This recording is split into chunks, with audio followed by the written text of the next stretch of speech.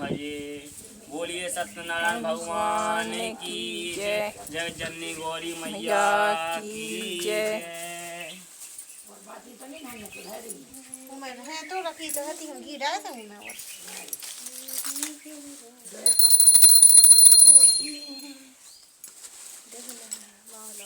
पहला अध्याय। एक समय नेमी सारण तीर्थ में स्वर्णकार्य 88,000 ऋषियों ने श्री सूजी महाराज से पूछा कि हे प्रभु, इस कलयुग में वेद विद्या है तो मनुष्यों को भगवती कृपा मिलेगी तथा उन लोगों का उद्धार कैसे होगा।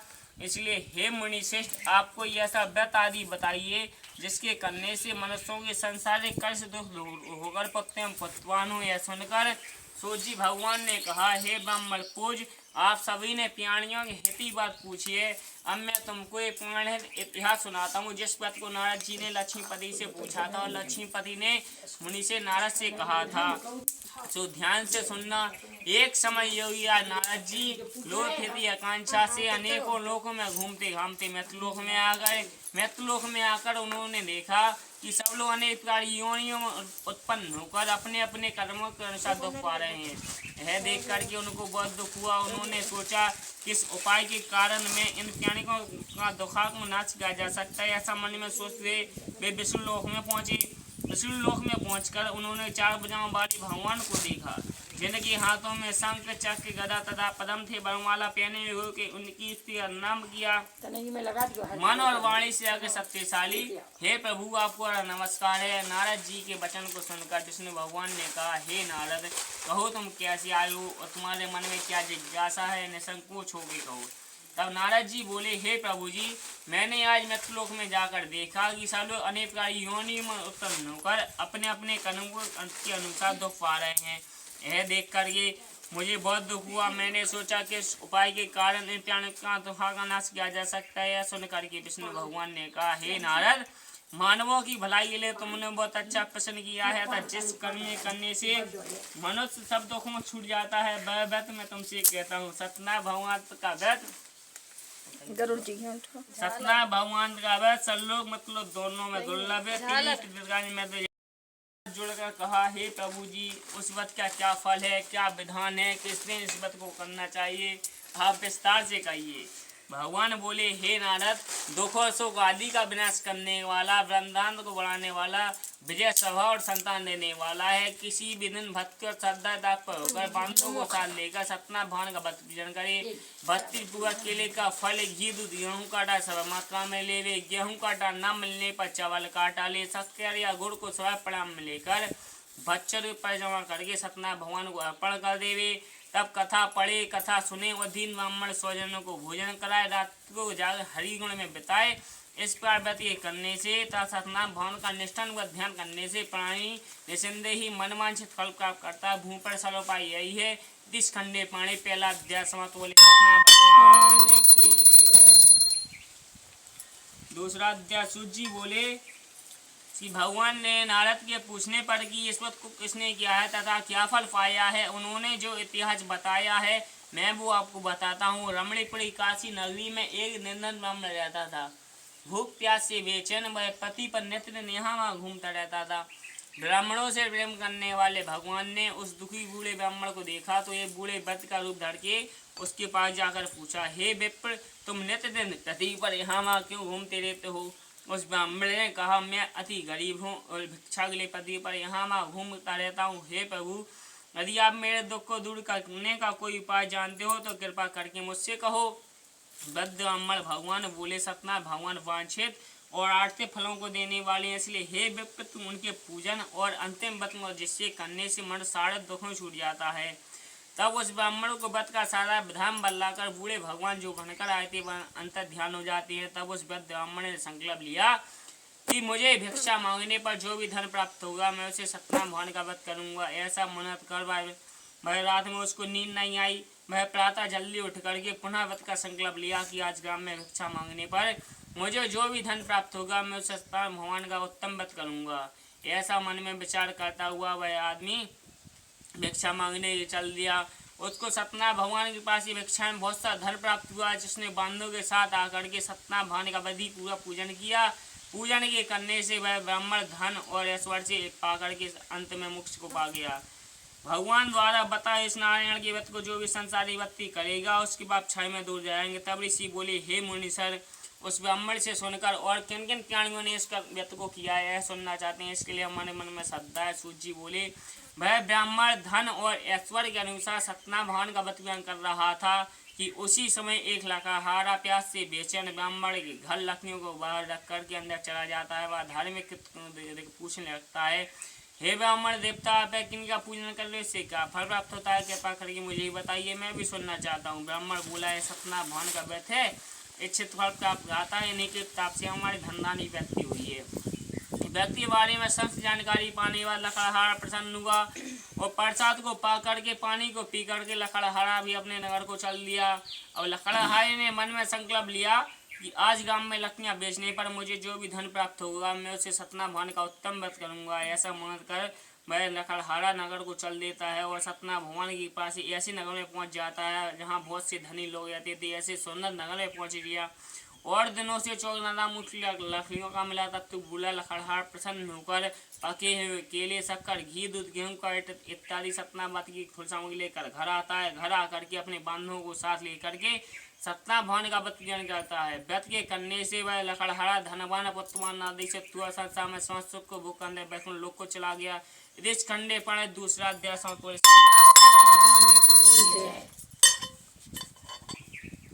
तीसरा अध्याय। सूत जी बोले, हे मुनियों, मैं और भी कथा कहता हूँ, सुनो।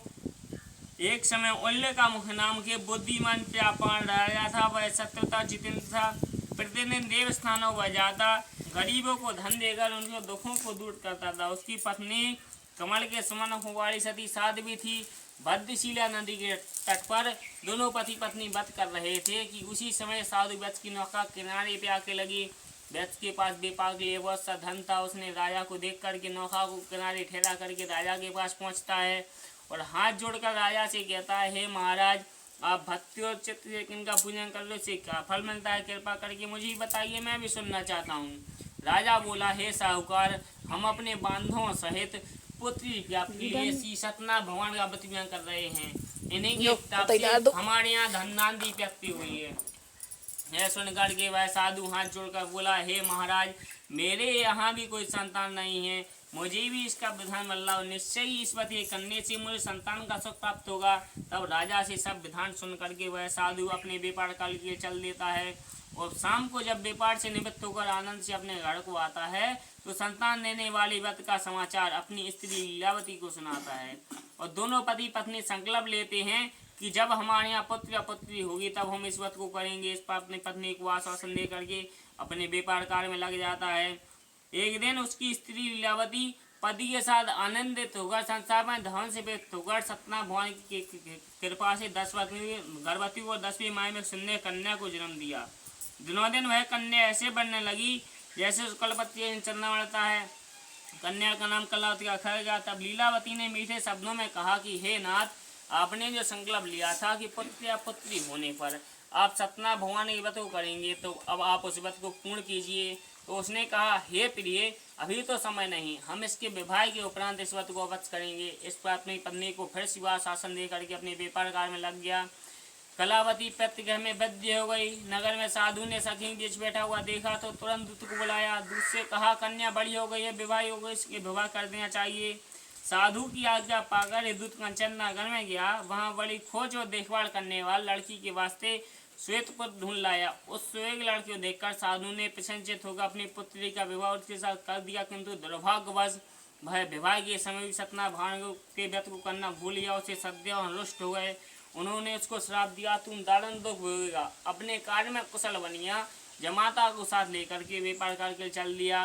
व्यापार करते करते जब वे दोनों ससुर जमाई राजा चंद्रकेतु के नगर में व्यापार करने लगे तो प्रतिज्ञा से वशिष्ठ भगवान को थे।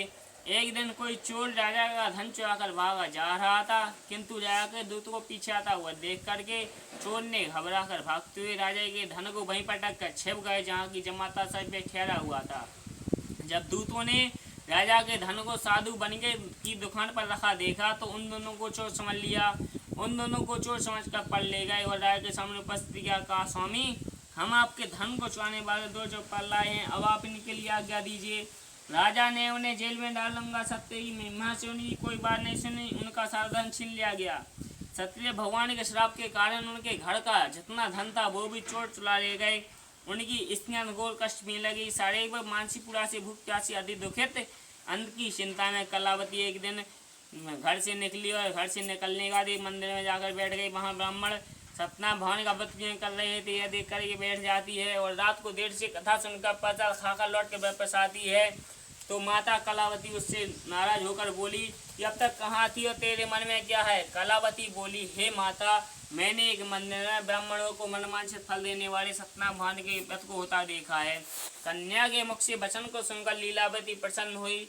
भगवान के व्रत की पूजा करके व्रत संपन्न भी किया और वर मांगा कि हे पतु, हे प्रभु, मेरे या परिवार से, मुझसे या मेरे परिवार से जो भी भूल हुई हो उसको क्षमा करें। उसके दीन वचन को सुनकर भगवान प्रसन्न हो जाते हैं। उसको दीन वचन सुनकर भगवान प्रसन्न हो जाते हैं और इच्छा के अनुसार वर देकर अंतर ध्यान हो जाते हैं। राजा चंद्रकेतु का सपन जाकर दर्शन देकर भगवान कहते हैं, हे राजन, सुबह होते तुम उन दोनों बच्चों छोड़ देना और उनका धन वापस कर देना, नहीं तो तुम्हारा राजपुत्र आदि सब नष्ट कर दूंगा। राजा से ऐसे वचन कह करके भगवान अंतर ध्यान हो जाते हैं। राजा प्रातः काल होते ही राजा सभासदों में अपना रात का सब सुनाया और दोनों पदों से मुक्तियां सभा में बुलाया। दोनों ने आते राजा को नमस्कार किया। राजा मीठे शब्दों में बोला, हे महान भावी, बस तुमने कठिन गाढ़ गृह प्राप्त किया है, अब कोई भय नहीं। ऐसा कहकर के राजा ने उनको नए नए वस्त्राभूषण पहनाए, उनसे जितना धन लिया था उससे दोगुना धन देकर उनको आदर से विदा किया। दोनों बच्चे राजा को प्रणाम करके आनंद से अपनी घर की यात्रा पर चल दिए। तिष्ठंडे पर तीसरा अध्याय सांस बोले सतना भगवान। चौथा अध्याय सूची बोले, श्री राजा के यहाँ से चलकर उन साहूकार ने मांडलिक कर्म कर की अपनी यात्रा की। साहूकार के कुछ दूर जाने बाद भगवान ने दंडी का वेश धर किया। जानना चाहा कि बच्चे ने अभी सत्य को अपनाया है या नहीं। उन्होंने साहूकार से पूछा, हे साहूकार, तुम्हारी नौका में क्या है। साधु आनंदपूर्ण हंसते बोला, हे दंडी, तुम क्यों पूछे हो, इसका धनने का विचार है। मेरी नौका में तो बेल पत्ता दे वाले हैं। दूत के मुख से ऐसे झूठे और असत्य वचन सुनकर के दंडी स्वामी ने कहा, तेरा वचन सत्य हो। ऐसा कहकर के दंडी स्वामी दूर जाकर समुद्र में बैठ जाते हैं। दंडी के जाने के बाद व्यक्ति ने नित्य की क्रिया करने के बाद नाव को उठी अचम्भे और नाव में बेल पत्ता देकर मूर्छित खोर जमीन पर गिर पड़ा। फिर मूर्छा खुलने पर अत्यंत ही चोट किया। तब दामाद बोला, हे पिताजी, आप शोक ना करो, उसी दंडी स्वामी के श्राप का फल है, अतः हमें उड़ीन की शरण में चलना चाहिए, तभी हमारी मनोकामना पूरी होगी।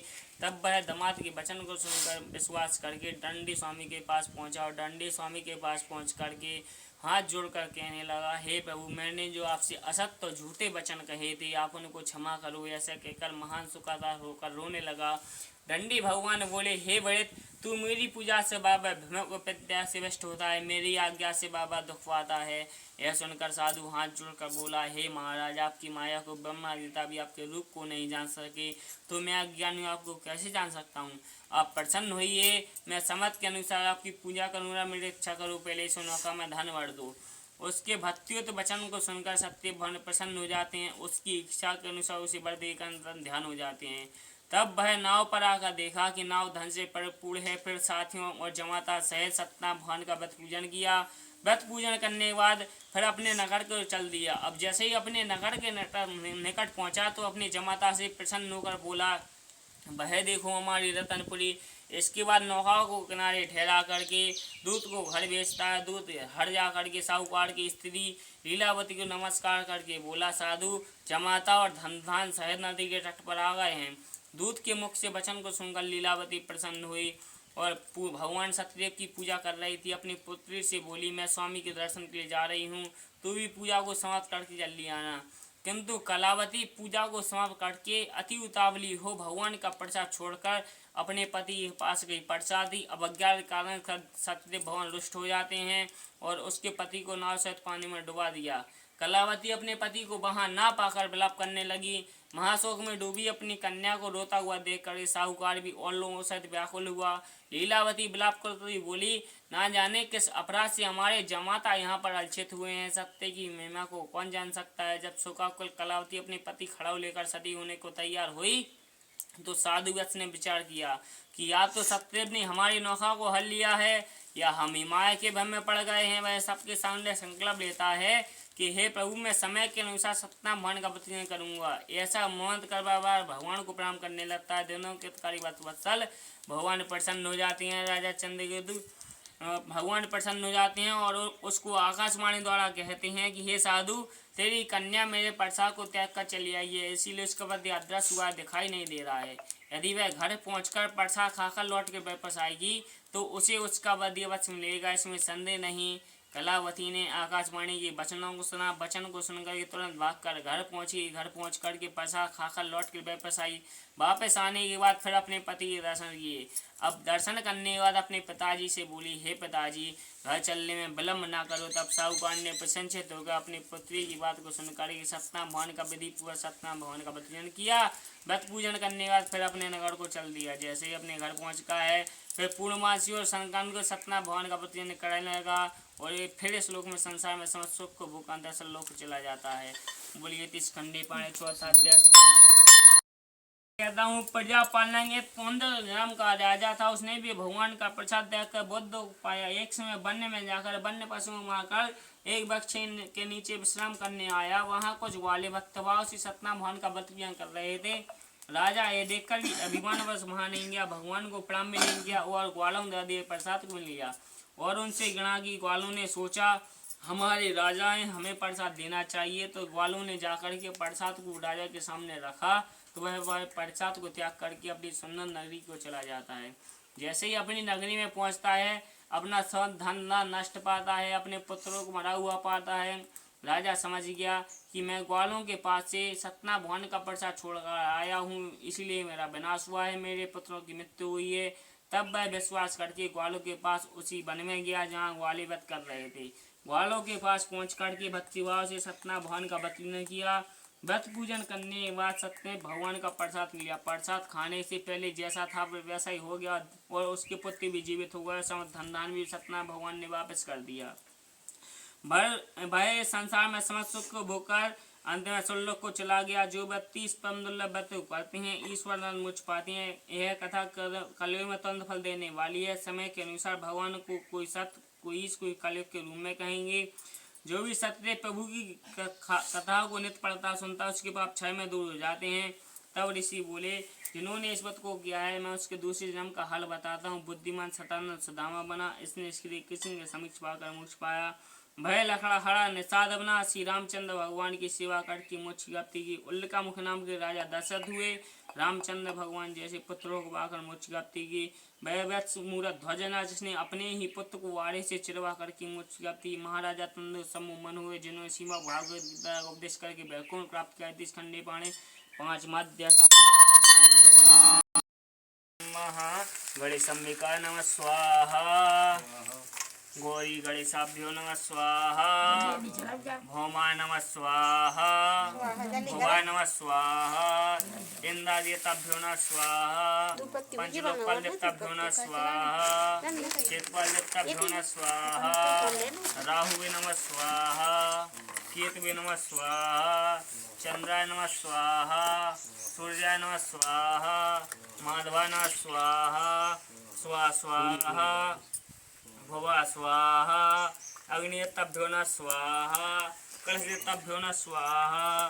कुलदेवताभ्यो नमः स्वाहा। इष्टदेवताभ्यो नमः स्वाहा। क्षेत्रपाल देवताभ्यो नमः स्वाहा। वायुदेवताभ्यो नमः स्वाहा। हनुमते नमः स्वाहा। रामचंद्राय नमः स्वाहा। राधावल्लभ्यो नमः स्वाहा। शनिदेवता नमः स्वाहा। राहुवे नमः स्वाहा। केतवे नमः स्वाहा। सोमाय नमः स्वाहा।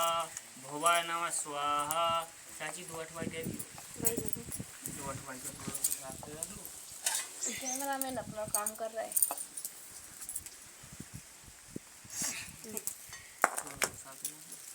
साइकिल रख ले।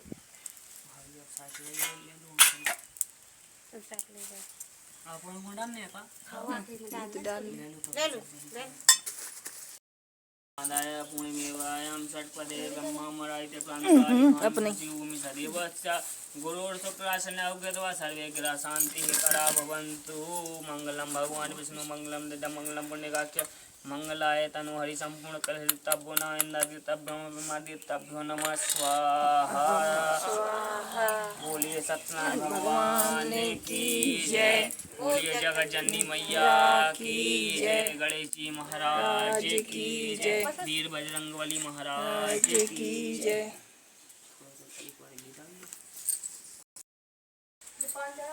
माता को तो चढ़ा गए थे, नहीं चढ़ा गए पान तो नहीं लगने तो पूजा लगे तो ना जाओ। जाने नहीं रखो कौन गणेश जी को लगाते तो गणेश जी के पत्ते जो आवे सब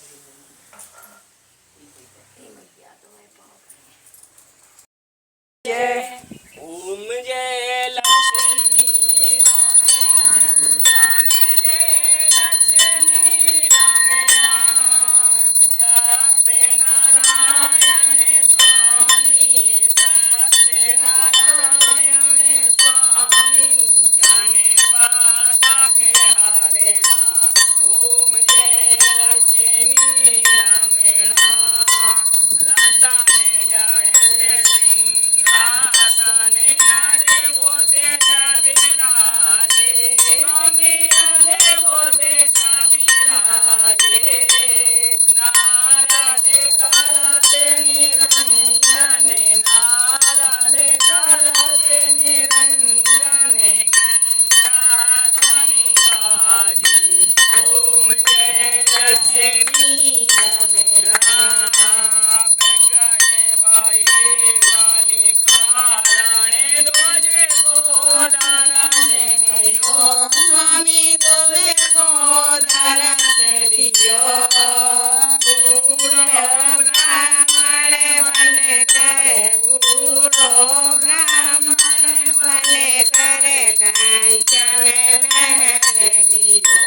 ओम जय लक्ष्मी राम राम दोरे बड़े बीले करायो जिने बारे कृपा करो स्वामी जिने बारे कृपा करो। कंधे कुए मेरा जाने की कृपा हरि। ओम जय लक्ष्मी राम राम वैसे मानु रखे पायो श्रद्धा तजे दीनी स्वामी श्रद्धा तजे दीनी तो भले भोगा प्रभु जी तेरे स्तुति की। ओम जय लक्ष्मी राम राम भाव भक्ति के कारण तेने तेने रूप धरो स्वामी तेने रूप धरो श्रद्धा धारण की दिल के काज करो। ओम जय लक्ष्मी राम राम ग्वाल बाल रंग राजा वन में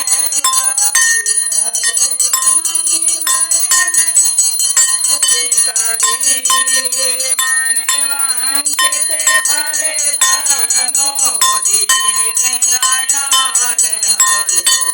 ओम जय लक्ष्मी राम राम सड़क बरसात सभाया कादेरी फल मेवा स्वामी कादेरी फल मेवा धूप दीप मोरे सीते राजी सत देवा। ओम जय लक्ष्मी राम राम सत्यनारायण की आरत जो कोई करे गावे स्वामी प्रेम साहित्य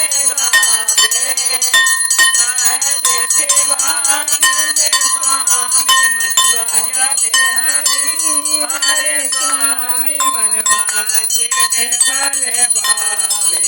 ओम जय लक्ष्मी रमेणा, जय लक्ष्मी रमेणा, स्वामी जय लक्ष्मी रमेणा। सत्यनारायण स्वामी जाने पादा के हरेणा। ओम जय लक्ष्मी रमेणा। बोले सतना भगवान की जय, दुर्गा मैया की जय, वीर बजरंगबली महाराज की जय, जी महाराज की जय, शंकर जी भगवान की जय।